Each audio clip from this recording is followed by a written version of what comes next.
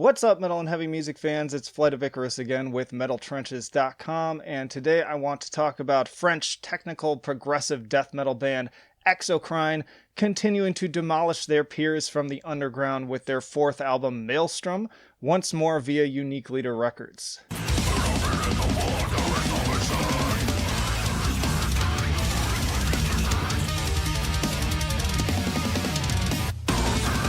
But before I do that, if you haven't already, please do subscribe to the channel and stick around afterwards because there's plenty more content for you to enjoy here.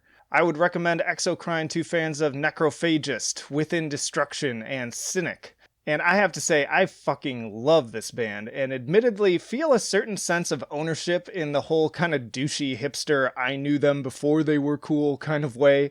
I still get chills listening to 2017's Ascension, and their much-deserved shift to Unique Leader with Molten Giant ended up being not only one of my favorite albums of 2018, but the entire decade. And says the band, with the arrival of Theo, their new drummer, this has allowed us to try new things like extreme tempos, but also very difficult and proggy parts. And starting right from the top, Maelstrom is an amazing lead single that goes toe-to-toe with Beneath the Massacre for most insane collision of crunchy tech death brutality with ridiculous guitar noodling. Not only is this song absolutely stupid heavy, it also has some truly ethereal melodic moments up its sleeve where the instrumentation seems to levitate into the heavens for a rich, fulfilling catharsis.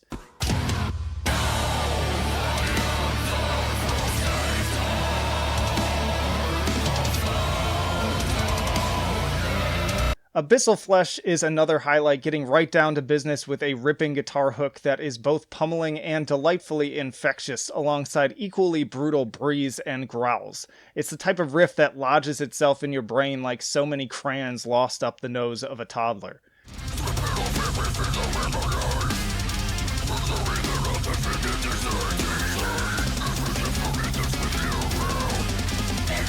This is before expanding into a broader spectrum of righteous, layered soloing, electronic synth effects, and even a few symphonic elements here and there that really step up the atmosphere to that next level. I'd love to hear more of these ideas fleshed out on future releases.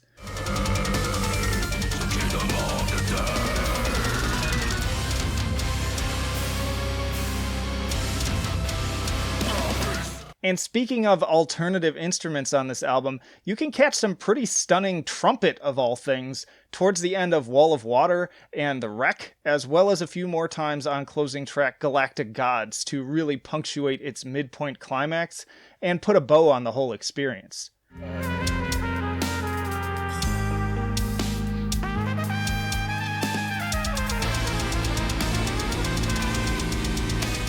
The Wreck in particular stood out from these three for me, with plenty more to offer besides the atypical outro. It kicks off with some seriously impressive jazz guitar and drumming that further showcases the versatility of these talented musicians before progressing into an emotionally stirring layering of blissful driving guitar leads and a most excellent warbly bass riff that sounds like bubbles from the deep.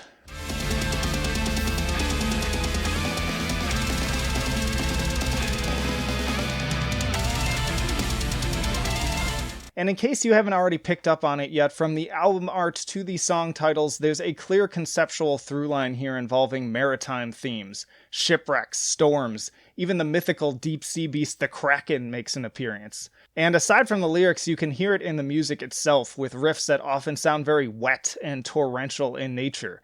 It all plays out like an old Wiki's fish story after too many months in isolation. Let Neptune strike ye dead, Winslow! In the end, Maelstrom has much to offer as a new entry in the EXOCRINE discography. While it doesn't quite pull at the same reptile brain appetite for destruction as Molten Giant, it makes up for this by continuing to explore new directions, experimenting with alternative instrumentation, and expanding on the scope of their progressive songwriting. Taken individually, it's pretty cool to see how their last three releases stand apart as unique entities while still sharing the necessary connective tissue. In just a few years, we've gotten a sci-fi opus, city-raising kaiju battles, and now an old seafarer's tale. That's quite a lot of ground to cover. I give Maelstrom a 9 for enjoyability. Again, it lacks some of the craterous impact and consistency that made Molten Giant an instant favorite, and the vocals could use a little work here and there, but ultimately it's still a really solid listen. I give it a 9 for musicianship. Between the highly technical performances and diverse songwriting, I even considered giving it a 10, but I do sense a certain missing X factor that keeps it just short of a perfect score. And I give it an 8 for innovation. It's still pretty standard tech and prog death overall, but between the conceptual direction and little surprises sprinkled throughout, it does end up standing out just enough to warrant some extra recognition. That rounding out for an 8.7, it's a B+ for EXOCRINE's Maelstrom via Unique Leader Records. Personally, I'm excited to add it to my physical collection.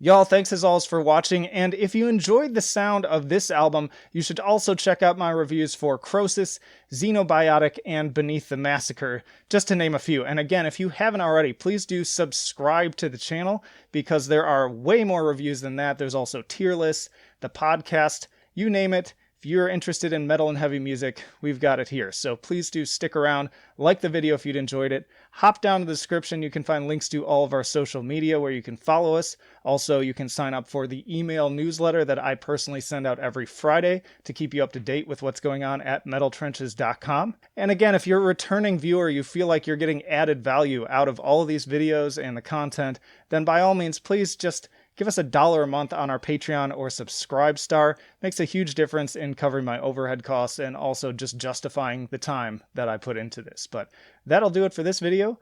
Flight of Icarus signing off. I will see you in the trenches.